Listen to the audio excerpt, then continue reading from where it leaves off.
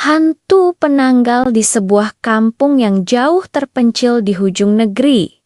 Di celah hutan rimba dan sawah padi yang luas terbentang, terdapat sebuah kisah yang masih dibisikkan orang hingga kini. Kisah tentang seorang bidan yang tidak pernah tua, yang wajahnya kekal muda meski usianya telah menjangkau lebih separuh abad. Kisah tentang jeritan malam yang kedengaran di sawah, tentang bayi yang mati tiba-tiba dalam buayan, tentang darah yang habis kering tanpa kesan luka. Dan di tengah semua itu, nama yang disebut-sebut dengan penuh ketakutan. Penanggal kampung Sungai Serai terkenal dengan suasana tenangnya. Sawah padi menghijau, sungai berliku mengalir jernih, dan pokok kelapa melambai di tepi rumah-rumah kayu. Tetapi di balik ketenangan itu, ada satu rahasia yang tidak pernah terbongkar. Di kampung itu tinggal seorang bidan bernama Salmah.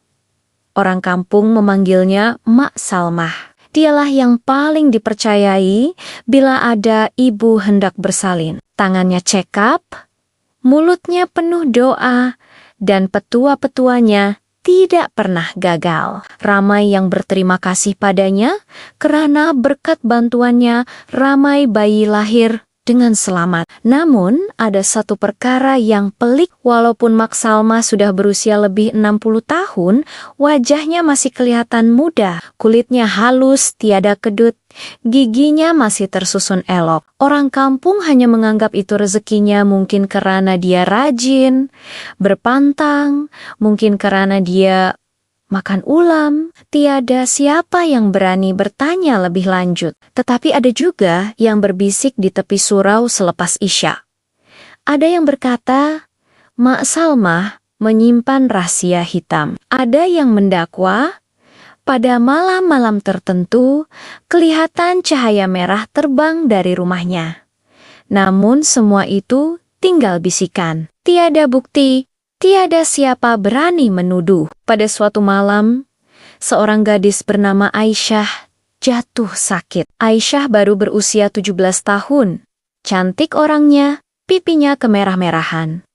Dia sering membantu ibunya di sawah, tetapi sejak beberapa hari, tubuhnya lemah, wajahnya pucat, dan matanya cengkung.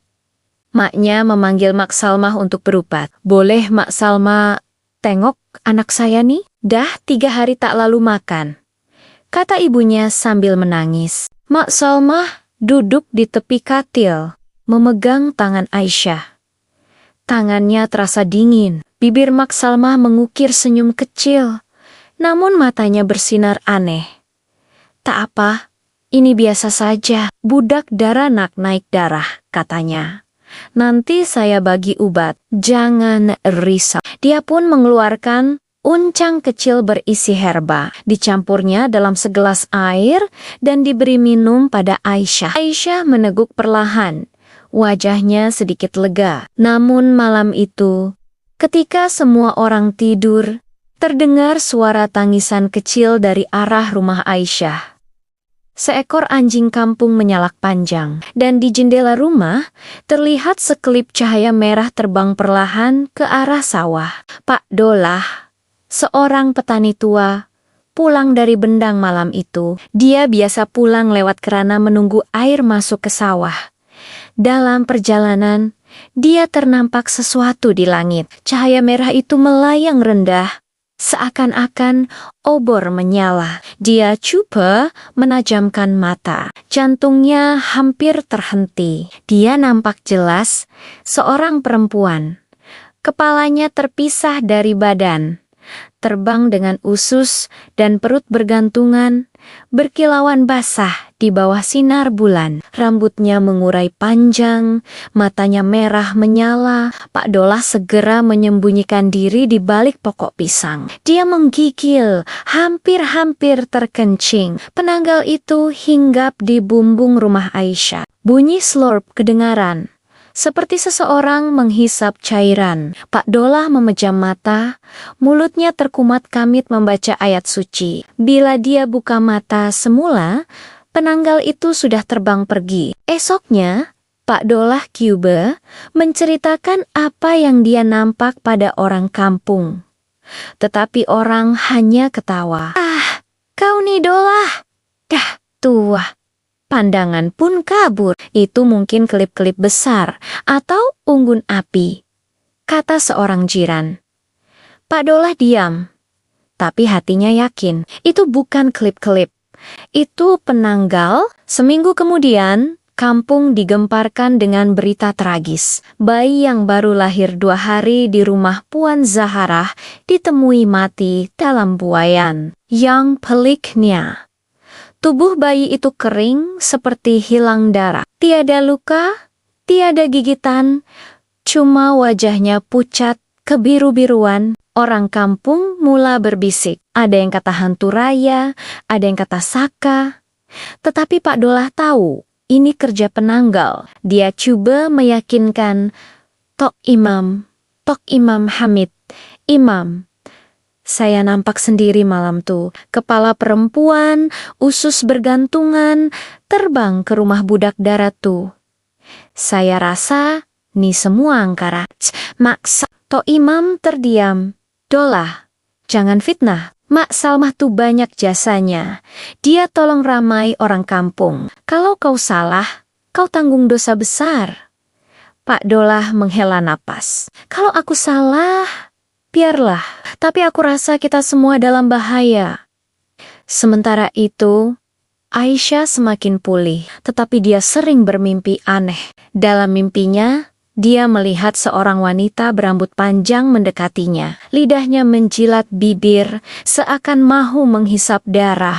Suatu malam, Aisyah tersedar dari tidur kerana.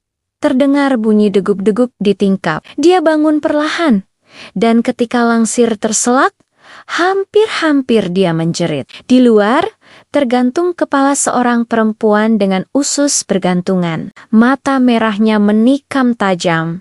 Lidahnya terjelir, darah menitik-netik dari organ yang bergayutan. Aisyah terus pengsan. Kizoken Paji. Dia demam panas. Ibunya memanggil Mak Salmah lagi. Mak Salmah, anak saya nih makin pelik. Semalam saya dengar dia jerit dalam tidur, kata ibunya. Mak Salmah tersenyum nipis. Tak apa, nanti saya jampi. Jangan bimbang. Tetapi ketika Mak Salmah memandang Aisyah, gadis itu yang sedang separuh sedar, menatap balik dengan ketakutan. Azia tahu, dialah penanggal itu. Akhirnya semakin ramai bayi jatuh sakit. Ada yang meninggal. Orang kampung mula resah. Suara-suara sumbang terhadap Mak Salmah semakin kuat.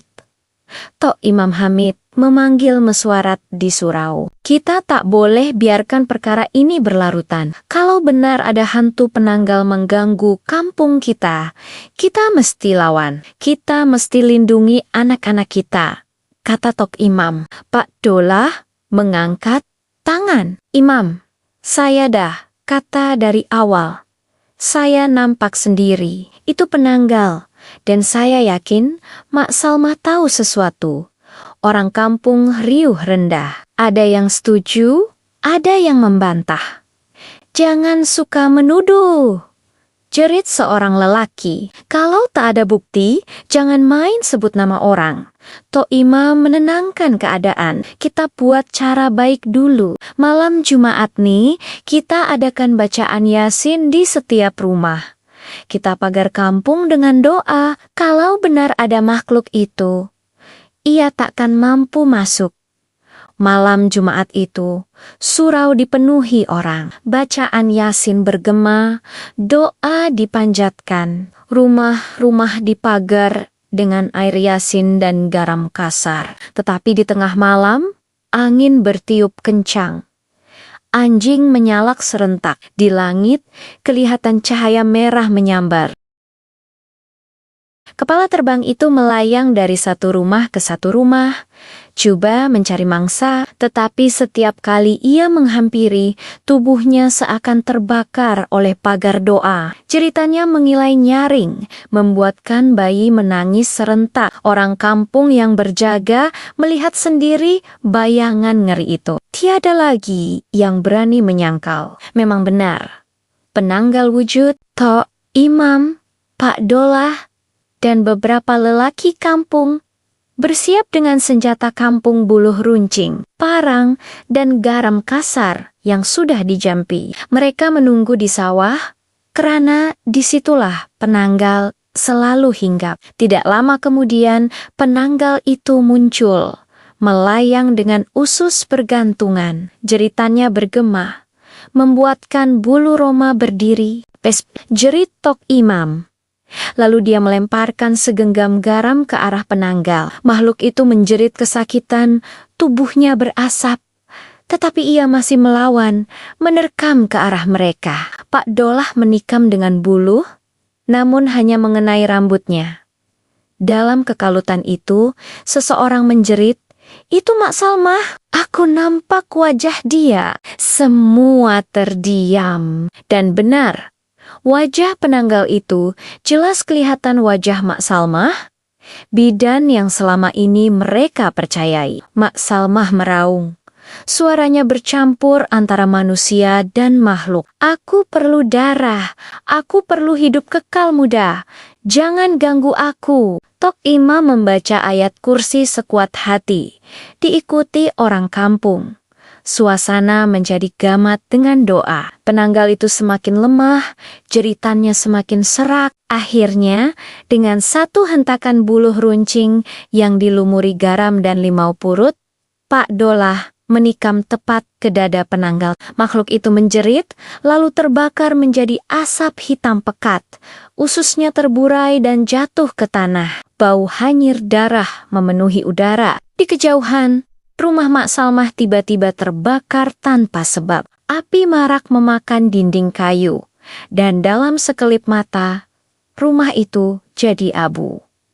Sejak malam itu, tiada lagi gangguan. Bayi lahir dengan selamat dan kampung kembali aman. Namun orang tua-tua selalu berpesan, walaupun penanggal Mak Salmah sudah mati, jangan pernah lupa, ilmu hitam sentiasa mencari jalan. Jangan terlalu percaya pada wajah yang kelihatan baik, karena di balik senyum lembut mungkin tersembunyi rahasia paling mengerikan. Dan di waktu malam, bila angin bertiup perlahan dan anjing menyalak tanpa sebab, ada yang masih percaya roh penanggal itu masih berlegar, mencari mangsa, menunggu masa untuk kembali.